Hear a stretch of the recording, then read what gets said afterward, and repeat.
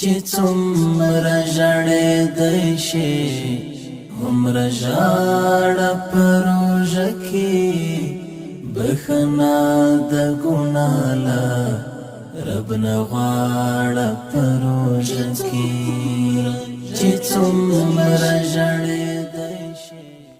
نحمده ونصلي على رسوله الكريم.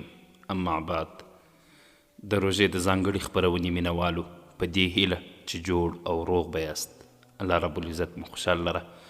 دا دی زه محسن احسان یو ځل بیا ستاسو سره روژه په اسلام او ساینس کې خپرونې له لارې مل سوی یم په دې هیله چې د پای تر شیبو راسره مل پاتې شئ. تل خړوب په تلاوت پامنشي د زړه للما درنه شاړه په روژه کې چې څومره ژړېدی شي هومره ژاړه په د اوبو دوران. اوبه د کائناتو پنځونکي د یوه ځانګړي نظام لاندې طی کوي چې دې نظام ته د اوبو دوران واټر کلاک وایي.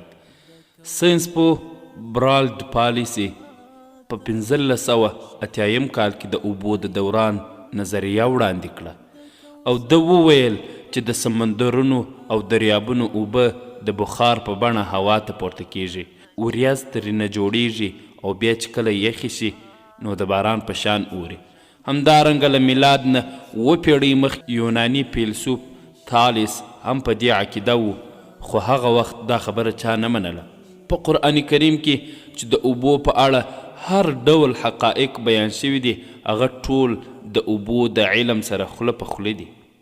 حال دا چې د دې علم پوهان د قرآن کریم په ډیرو آیاتونو اوس هم نه پوهیږي او دا یې ویلي دي چې په راتلونکي وختونو کې به داسې پوهان پیدا شي چې د قرآن کریم ټول حقایق به ورته د لمر په څیر روښانه سي.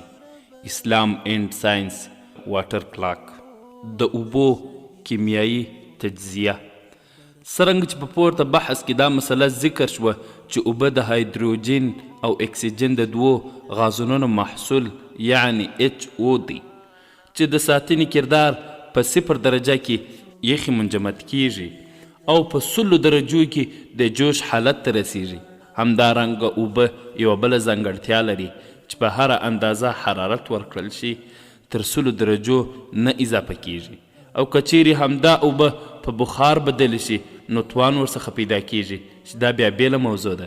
د کیمیا د علم له پلوه اوبه په دې اړینې دي چې د کیمیاوي زیاتې تجربې له اوبو پرته صورت نیسي او بل ښکلې او د تعجب خبره لا دا ده چې که فرضاً اوبه د ځمکې له کرې او یا د یوه هیواد له کوم ښار او سیمې نه ورکې شي نو د نړۍ په کچه چې هر څومره پرمختللي صنعتي هیوادونه دي چې په هر ډول عصري ټکنالوژي هم سمبال دي په مصنوعي ډول سره نه اوبه جوړولی سي او نه یې کمبود پوره کولی سي چې دا یو واقعیت دی.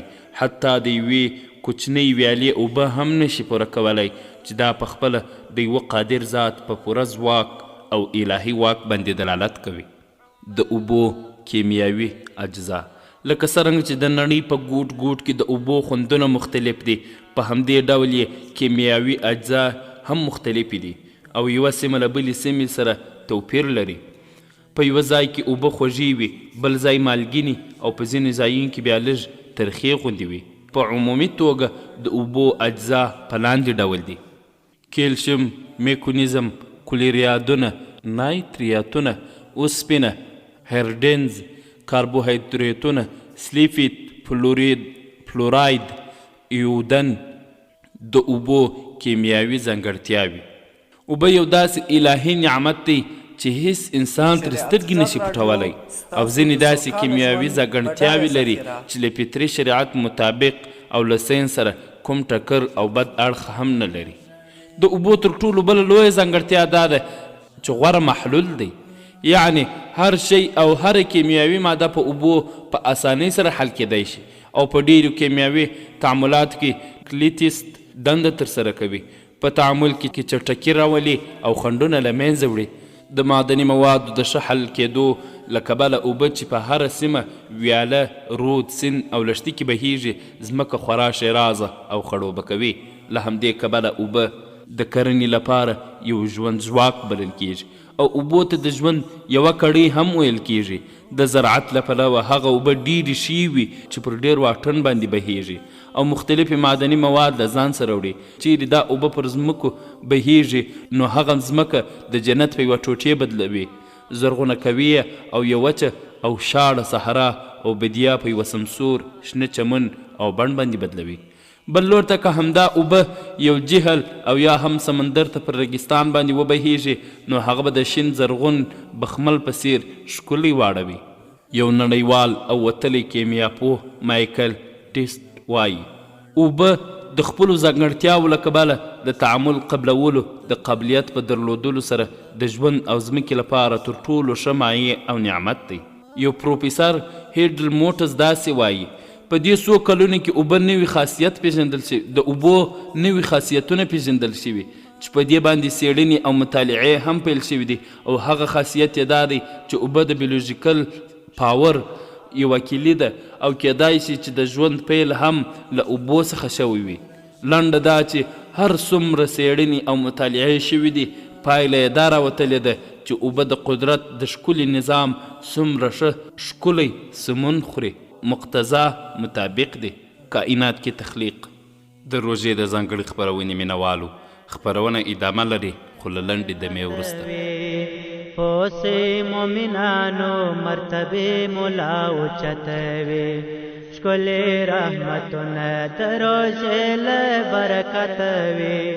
پوسې مومنانو مرتبې مولا اوچتوي ښکلې رحمتونه د روژې له برکت وي. پوسې مومنانو مرتبې مولا اوچتوي. خدای ته ډېر علي د روژې د خولې عطرونه وي. خدای ته ډېر علي د روژې د خولې عطرونه وي. څومره ښه ګڼې بله نور له عبادت وي. پوسې مومنانو مرتبې مولا اوچتوي ښکلې رحمتونه د روژې له برکت وي. پوسې مومنانو مرتبې مولا اوچتوي. ښه برکتونه پیشلمی او روژ جماعت لري. ښه برکتونه پیشلمی او روژ جماعت لري. سنت تراویح ادا کول ښه دقت وي. پوسې مومنانو مرتبې مولا اوچتوي ښکلې رحمتونه د روژې له برکت وي. پوسې مومنانو مرتبې مولا اوچتوي ښکلې رحمتونه د روژې له برکت وي. پوسې مومنانو مرتبې مولا اوچتوي. راسدا روژه په عاجزۍ او ژړاول منځو. راسدا روژه په عاجزۍ او ژړاول منځو. زړونه به مو پاک له ګناهونو او ذلت وي. د روژې د ځانګړې خپرونې مینوالو بیا مې هم سلامونه او نیکې هیلې احترامات ومنئ. راځو د پوښتنو او ځوابونو برخې ته. روژې له برکت وي. پوسې مومنانو مرتبې مولا اوچتوي. رب خیر مو مال کړه. سوال: که ستوني ته د خولې ناړې یا بلغم راشي روژه څنګه ده؟ جواب: که پزه په دومره زور سره سوڼ کړل شي چې بلغم ستوني ته ولاړ شي او که همدارنګه د خولې ناړې و ستوني ته ولاړې شي روژه نه په ماتیږي. فتاوا هندیه لومړی جلد 203 صفحه. مرتبې مولا اوچتوي ښکلې رحمتونه د روژې له برکت وي.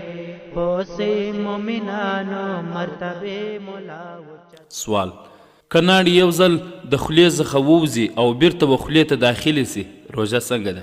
جواب: که له خولې څخه ناڼې ووځي خو هغه لاس رسېدلي نه وي او د خولې و خواته وګرځي او تیرې شي روژه نه په ماتیږي. فتاوا قاضي خان لومړی جلد 208 صفحه. مومنانو مرتبه مولا اوچتوي پوسې مومنانو مرتبه مولا اوچتوي پوسې مومنانو مرتبه مولا اوچتوي. سوال: په روژه کې مې لږ قی ووهه روژه مې څنګه ده؟ جواب: که لږ قی راووتی بیا په خپله ستوني ته ولاړ شي نو روژه نه په ماتیږي، خو که په قصد سره وګرځېدی بیا روژه ماتیږي. فتاوا هندیه لومړی جلد 204 صفحه. د ګناله رب نه غواړه په روژه کې چې څومره ژړېدی شي هومره ژاړه په روژه کې. سوال: د ټیغونو سره مې خولې ته اوبه راغلې روژه مې څنګه ده؟ جواب: که یو سړی په پیشلمې باندې ډېره ډوډۍ خوړلې وي او تر لمر راختلو وروسته یې له ټیغ سره اوبه راتلې دا روژه نه ماتوي. فتاوا رشیدیه 301 صفحه. د زړه للمه دې ساته تل خړوب په تلاوته. سوال: په روژه کې سر غوړول څنګه دي؟ جواب: د روژې په حالت کې سر غوړول هیڅ پروا نه لري. شامی بیروت 3 جلد 322 صفحه. هومره ژاړه په روژه کې بخښنه د ګناله رب نه غواړه په روژه کې. سوال: په روژه کې په سر باندې لوند دستمال ایښول څنګه دی؟ جواب: د روژې په حالت کې کالي لندول یا پر سر باندې لوند دستمال اچول هیڅ پروا نه لري. فتاوا دارالعلوم دیوبند 8 جلد 405 صفحه. چې دلته د چا وچا شوله غاړه په روژه کې چې څومره ژړې. سوال: و میرمنې ته مې په شهوت سره وکتل او انزال شوم اوس مې روژه څنګه ده؟ جواب: که میړه و خپلې مینې ته په شهوت سره وکتل او یا یې د هغې خیال په زړه کې راوستی چې له کبله یې انزال شو نو روژه یې نه ده پاسېده. درالمختار زکریا 3 جلد 318 صفحه.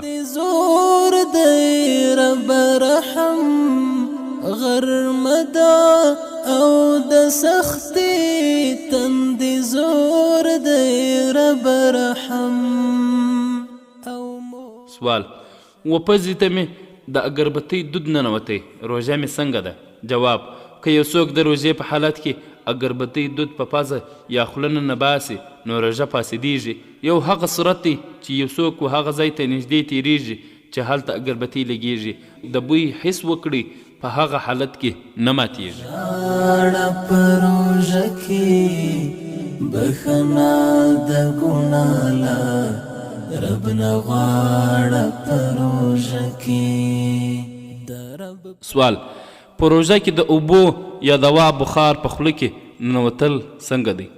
جواب: د اوبو او یا په بخار سره روژه فاسدېږي. همدا حکم د نفس تنګۍ د تسکین د آلې انهیلر دی. شامی ذکریا 3 جلد 365 صفحه.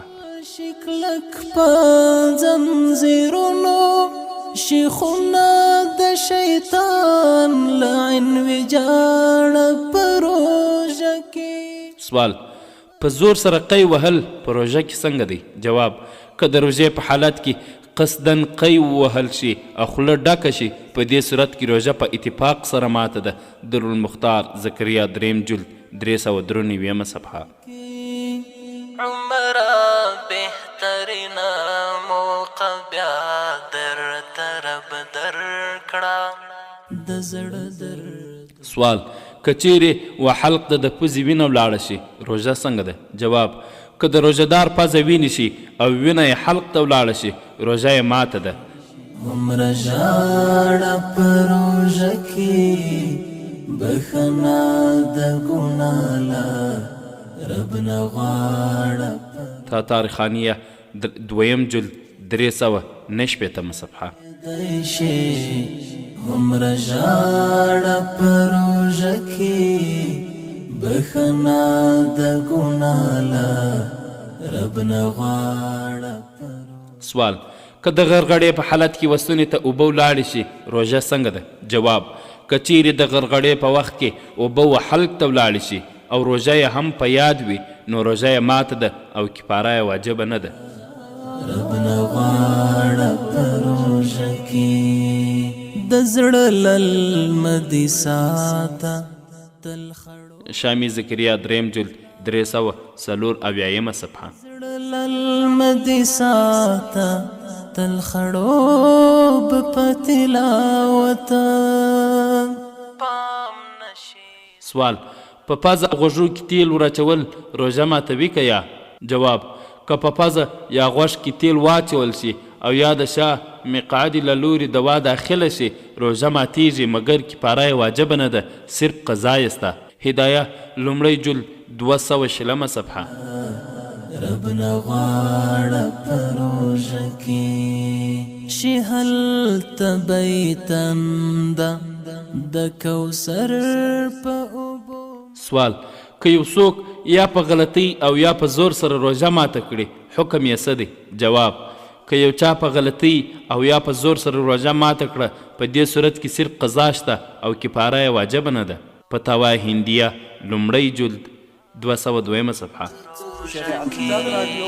چې څومره ژړېدی شي هومره ژاړه په روژه کې بښنه ده. سوال: په روژه کې وړوکي شګي یا خاوره خوړل څنګه دي؟ جواب: د وړوکو شګو یا خاورې په خوړلو سره هم روژه ماتیږي خو صرف قضا یې شته او کفاره یې نشته. فتاوا هندیه لومړی جلد 202 صفحه. غرمه ده او د سختي تندې زور دی رب رحم او مور د سوال: که چیرې د وریو وینه و حلق ته ولاړه شي روژه څنګه ده؟ جواب: که چیرې وستونې ته د غاښونو د وریو وینه ولاړه شي روژه په ماتیږي، قضا یې شته خو کفاره یې نشته.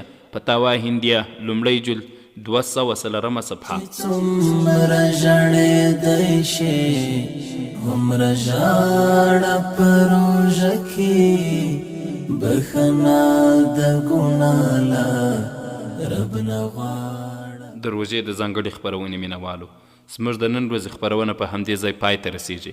تر بیا چې تاسو په درانه چوپړ کې حاضریږو تاسو ټول په لوی جلاله سپارو. السلام علیکم ورحمة الله وبرکاته.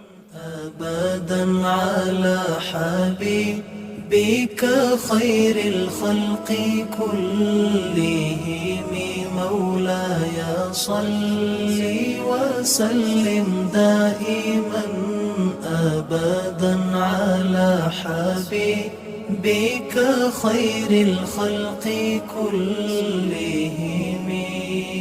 عرشنا تر فرش لسما خاطر تحت الثرى.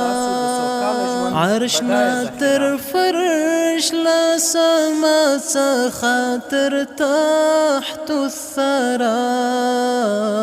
لسپنا ماستا عظمتك خاكي كنوري مولاي صل وسلم دائما أبدا على حبيبك خير الخلق كلهم. سلام سلام پرد کانو ونو بوټو سلام. سلام سلام پرد کانو ونو بوټو سلام.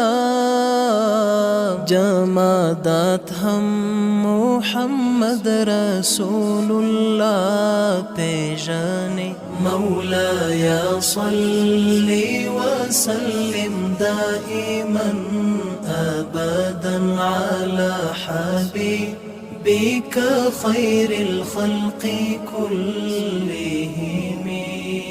تاکی را ټول و د ټولو انبیاء و صفات تاکی را ټول و د ټولو انبیاء و صفات حسن یوسف دمی عیسیٰ یدی بیضا موسوی